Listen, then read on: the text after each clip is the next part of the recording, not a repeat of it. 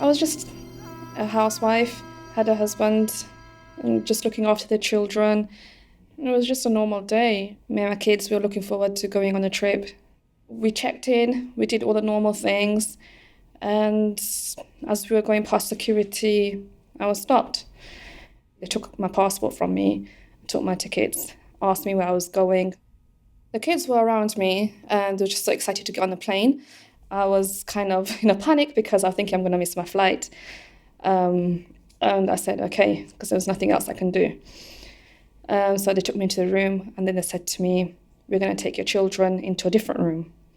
That was the last time that I saw my children for a good couple of days. They started to ask me a lot more questions in the room, where I'm going, who I'm going to see, what's in my luggage. What I was thinking is that, I'm going to miss my flight, The kids are looking forward to this holiday, I'm going to miss my flight. And I don't know, it's just the way they were questioning me. I felt like, at that moment, I felt I'm not getting on my flight. And then they put a leaflet in front of me about Schedule 7, and they told me to read that, asked me if I understood that, and they said, well, we're not going to let you get on the flight now. And that's when I thought, that's it, everything stopped now for me. I don't know what's going to happen. They took me downstairs to get fingerprinted. They put me in a cell, so I said to them, well, I want my solicitor now. Because obviously I didn't know what my rights were, because I never imagined that I would get stopped at the airport. At that point, I was crying a lot, because I felt targeted by them. And I did say to the officer, why are they just stopping me? And then my solicitor came. She literally sat down for literally 2-3 minutes before a group of officers charged into the room and told me, we're arresting you on terrorism. I didn't understand what was going on, I felt really dizzy, I felt sick. I wanted to see my children, I didn't know where they were. I asked them about my children, where are they? They said, they're being looked after. You're not going to see them now. I was thinking, how did I get into this place? Then they asked me questions like, do you support ISIS? What do you think about the current situation there? And then they said, well, we think you are traveling to Syria. I just felt so confused because I've never been in this situation before, and I've never known anyone to be in this situation. But within half an hour, they said, oh, well, we're releasing you, but you'll be on bail. After they told me that they're going to release me on bail, I asked them, where's my children? Because obviously I want to see my children. They said, well, they're with a social worker, but it's not very likely that you'll see them today. I was kind of confused because I didn't understand what was happening. Like why are you taking them away, It gave me a number to call. So I went home and the first thing I did was dial that number. I got through to a social worker and she told me that my kids have been placed into temporary foster care. And I can't see them until I've signed some papers. I said I want to speak to my children. And I did get to speak to my eldest one that evening, Do you remember what you said to her? She was crying.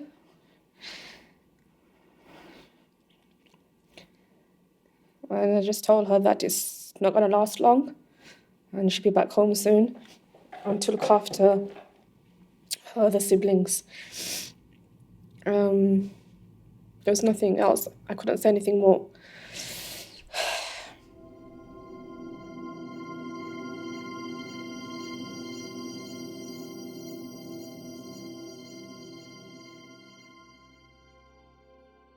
The social worker said to me that I cannot see my children until they've been interviewed by the police.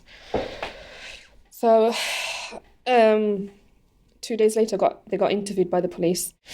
And I was kind of,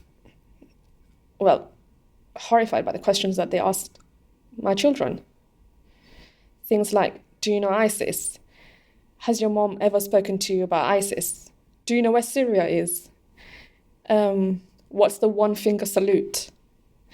A lot of things children pick up from the news and obviously see what's people talking about, see what's around them. But my children did say in the interview that my mother does not speak to us about ISIS or Syria. The social worker was saying to me over and over again, you're radicalizing your children. You're talking about ISIS and you're talking about Syria to them. And I clearly said, no, I don't want to show them these things at all. She's like, nope, you're radicalizing your children. Nope, you're brainwashing your children by talking about these things. And I stood my ground. I said, no, that's not true at all. How does your daughter know about Syria? How does your daughter know where Syria is? I said, Syria is next to Turkey. I said, they do geography. It's not, it's not rocket science. Children pick up on these things. I had to get a family solicitor involved because obviously the local authority were doing court proceedings against me to try and take the children away. My children were in a loving home. I looked after my children really well. They were happy. And then for them to just snatch them away, it was so traumatic. I went into depression quite a few times. I had to go and see my GP. When you come into this kind of situation, even your local community shuns you. They don't want anything to do with you. They move away from you. You lose your friends, family, everyone. And it was so traumatic. There were times I didn't leave the house for days. Just had my curtains shut. Didn't want to see anybody. Didn't want anybody to see me. I couldn't sleep properly. And the times that I did sleep, that was because I took some sleeping pills, enabled to help me sleep. But it didn't work. It worked for a couple of hours to try and numb the pain. But as soon as you wake up, like the reality hits you.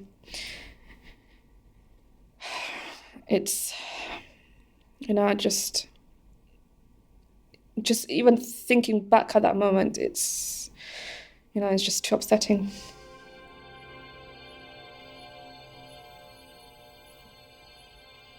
During that year, I expected to be raided. And when they did come, it was a massive, massive shock for me. I was coming home and two women, police officers, they called out my name. And I turned around thinking, who's called out my name? And I said, well, we have a warrant to search your property. As soon as I opened my front door, out of nowhere, as soon as those two women walked in, out of nowhere, 10, 15 officers walked in. And I just looked and I was thinking, what is happening? What is happening here? And then she showed me the warrant. It was to look for materials related to terrorism, anything to do with ISIS. I was feeling sick. I was literally feeling sick. They told me to sit down, took my phone off me. The two women started to search me everywhere. And at that point, I was panicking. I didn't know what was happening. My head was spinning. I was feeling really, really dizzy. It's just seeing all those people in my house, It's like a crime scene. They were putting numbers in each room. I think it's like a murder has been committed, the way they were going at it, After they had left, I just sat there. I just wanted to sleep. I literally just wanted to go to sleep and just shut my eyes and just forget that it all happened. After that, I seriously did not eat for 3 days.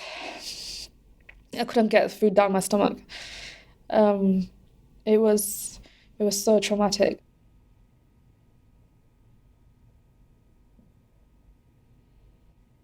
My children are with my family. I think that's the best thing. I didn't want them to living with a stranger, so my family was approved as foster carers. So they're with the family. After the family court proceedings and a judgment was made against me by the judge, I had to accept the judgment against me. I don't think nothing prepares you for that. Nothing, losing your children in that way. I can't go to my family's home when the children are there. Have no contact with them, like phone contact, no contact within the school, for example, or anywhere else. If I see them, not to approach them. And it was really, really difficult knowing my children live so close, but I cannot see them. My whole life has just been turned upside down since those events, since my initial arrest. and nothing can, you can't, you find it really difficult to get back up again after going through all that trauma, all that, stress. Each day I had to keep telling myself that keep going, keep going. There are times where I just really, I just want to disappear. Seriously, there's times where I just want to disappear, but I can't do that for the sake of my children, because I think to myself, my children need their mother, and I need to fight for them. My life is on hold at the moment. What they said to me in terms of having more children is that any future children I have, they will take that away from me. They will take them away from me. And obviously, just hearing that, it makes me distraught. What have I done? The funny thing is, they all tell me I'm not a criminal. No criminal charges have been brought against me. So why are they being so harsh on me? Why are they punishing me so much? To the point where, they want to take my an unborn child away from me.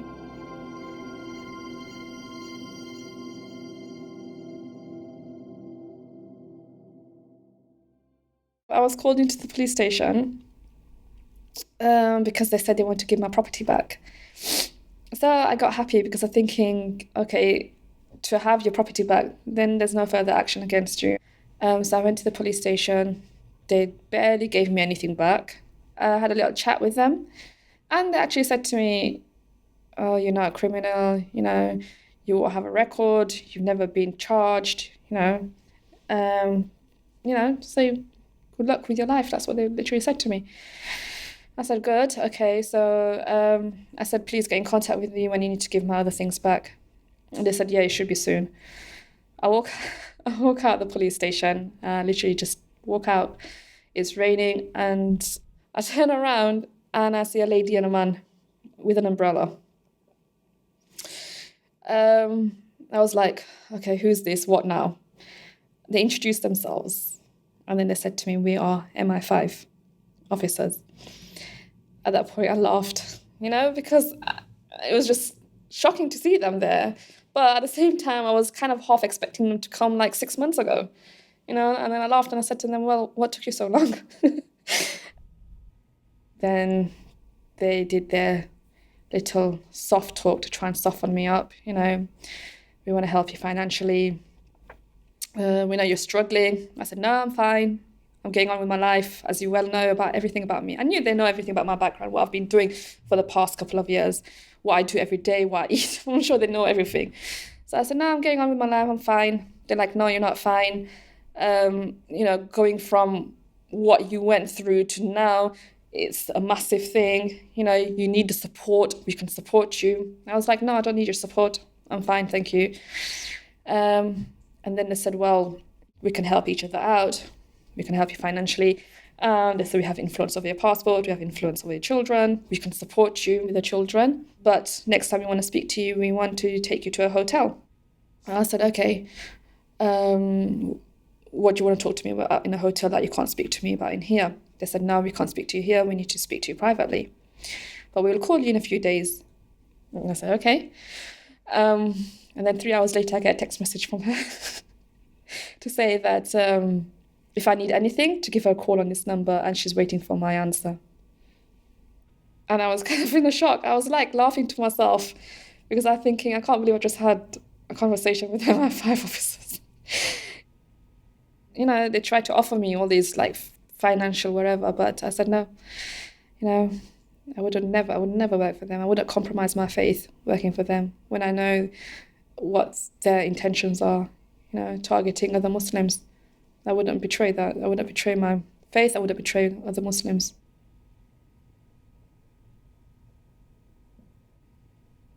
My passport was taken away at my initial arrest from the airport. A couple of months later, I get a letter from the Home Office to say that I don't deserve a passport because I'm affiliated with what they allege as ISIS. I've never had no criminal charges against me, no criminal case against me. I've been told I'm not a criminal, so should I be treated like a criminal? So I'm thinking, at what point do I get my passport back? I have a lot of issues without a passport. Renting a home, opening bank accounts is very difficult. I want to go for a holiday, somewhere away from here and just try and refresh myself, get myself together. And I can't do anything. I'm stuck here in the UK, it feels like a prison for me, an open prison. I was thrown into this. I had no idea anything about what the police can do, how they can take the children away. I was oblivious to everything. But now I'm aware of it, I actually do support others as well in this situation. I always say to them, don't give up, keep carrying on, keep your head high, fight back. Because, if they're fighting dirty, be like 2 steps ahead of them. Prepare yourself. Make sure you're aware of your rights, of the laws, of how they work. And just keep fighting. I'm not going to let their threats, have a hold on me. Like I said, I'm not a criminal, so why am I being treated like a criminal? Why do I have to live in that fear? They create that fear in you to stop you doing things. But I'm thinking to myself, either I, I buckle down and, give in to what they want, or I stand up and, fight back. And if they plan to take away my children, then they can fight me again. And this time I'll be more prepared.